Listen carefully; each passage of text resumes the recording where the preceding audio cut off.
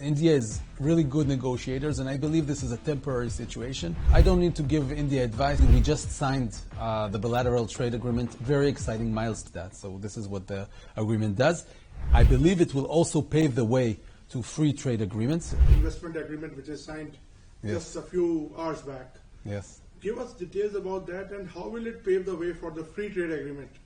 Okay, so thank you very much. Indeed, we just signed the bilateral trade agreement, very exciting milestone for the relationship between India and Israel. This agreement basically gives clarity and stability to investors, foreign investment for both sides, to Indians that want to come to Israel and Israelis that want to come to India. There's a huge potential between the countries in terms of investment.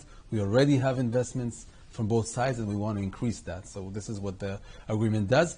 I believe it will also pave the way to free trade agreements, and there's already some discussions, pre-negotiations, I would call it, between the two countries, and that, I believe, will come in the next few months. Minister just indicated that you will be completing that in few months. Is there any timeline which is set? There's no clear timeline. As you understand, we are currently in a situation, a global situation, where India is very much preoccupied with the United States and with the EU, and Israel is actually also negotiating with the United States. So there's a lot of things on the plate. But once things will clear out, I'm sure we will find the time. Any figure you have now target between the two countries? How much trade you want to see in this much time? So we don't have an official target because, it's very hard to know and there's a lot of factors, but we definitely believe very clearly that we can easily double and triple the trade between our countries and the investments between our countries in various areas. And most of the trade right now, the majority of the trade I can say is defense between the two countries. Are there other areas which you are trying to explore, like startups and other things, in which the intensity will increase? Yes, so absolutely. So it's not only trade. We have and not only defense, there's various areas already. We have diamonds and we have manufacturing of different kinds of electrical goods that India provides and so forth.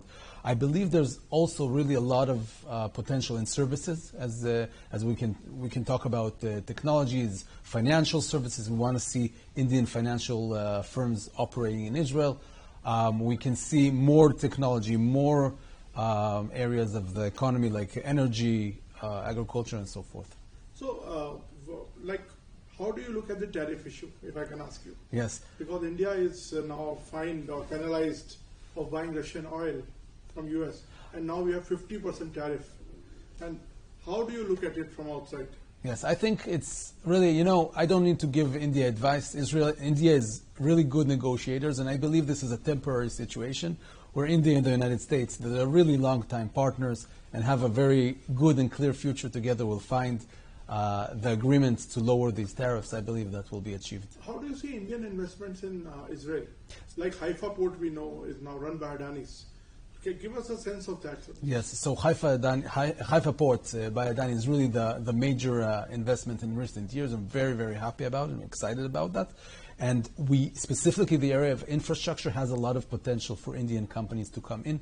It means other kinds of also infrastructure. We're talking about rails. We're talking about the metro system, which is going to build in Tel Aviv. Huge opportunities for Indian companies. You are building many metro stations yourself. So there's a lot of opportunities.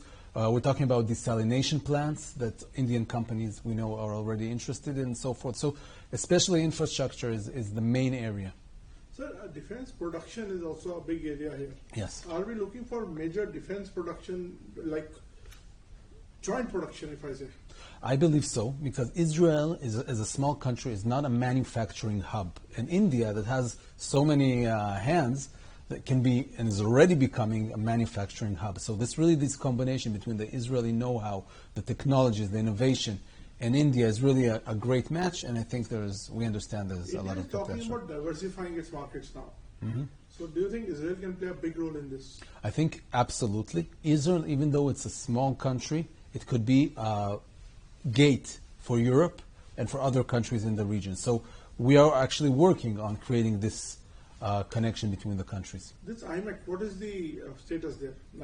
Because it was talked about in a big way 2 years back, but now there is not much buzz about it. Yes, I think it's the last 2 years, as you can imagine, were complicated in many ways. So things were happening underneath the radar. But I'm optimistic to believe that in the next few months we will find. How do you see Indian economy? Because President Trump recently gave a statement in which he said the Indian economy is a dead economy.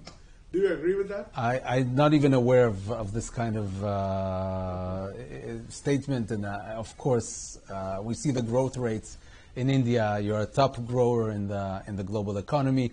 We see the tremendous innovation that's coming in, what's happening in fintech and other areas. So we very much believe in the Indian economy. And with our partnership, we'll also be happy to be part of this story of success. So another big issue is Russian oil. India is penalized because it's buying Russian oil. What is your take on that, and what is Israel's view on this? We don't have a view on this. It's an internal Indian decision that needs to decide where it buys its energy produced, and we have absolutely no say on this. And the position which India is taking on agriculture and is not allowing tariffs to go.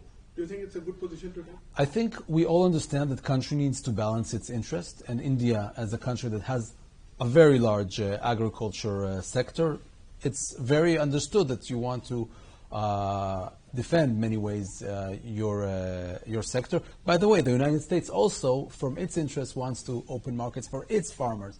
So we're talking about a balance of interest, and I think it's fair to work on that. So how do you look at Make in India project, which is coined by Prime Minister? And is Israel ready to make in India? Yes, and for Israel it's actually great. Israel is one of the biggest partners for Make in India, because for us as a small country that doesn't have the manufacturing capacity that India has, would love to partner, and already partners in the sectors that you mentioned, bringing our know-how to create the Make in India. So if you compare the two, China and India, which is the main, are you looking more towards India, like for future manufacturing? We're not comparing. We believe we have so much. Yes, but I'll leave to others to compare. We're very much focused on India. We believe very much in India. Actually, our minister just mentioned he wants to look into having a Ministry of Finance representative in India, because we so much believe in your market. And we're going to focus on that in the next year. Can you just elaborate on that? Yes. So we want to look into having a presence of the Ministry of Finance of Israel in Delhi, in order to exactly work on all these issues that I've been mentioning about increasing investments, increasing cooperation in technology, and so forth. So you are seeing great green shoots in Indian economy? Excuse me? Are you seeing great prospects in Indian economy? Yes, absolutely. The Indian economy, we've seen in recent years the levels of growth, and you're picking up. You became third or fourth largest economy in the world, which it depends how you measure, and the population is stable and it's growing compared to other countries. So there's a lot of potential, absolutely. So the main issue, another major issue which is always keeping the investors on tender hooks is the security. Because of the ongoing conflict in the Middle East, how do you ensure that Indian investments are secure and in Israel? Because all the big investors, they first analyze.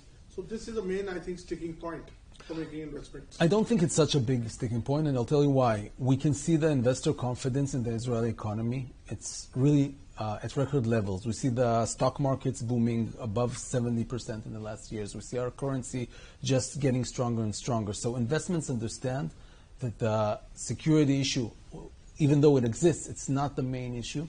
And the potential and the opportunities are so much stronger than these risks, which risks, in economics can happen from many, many reasons. Thank you, sir. Thank you for talking to ANI.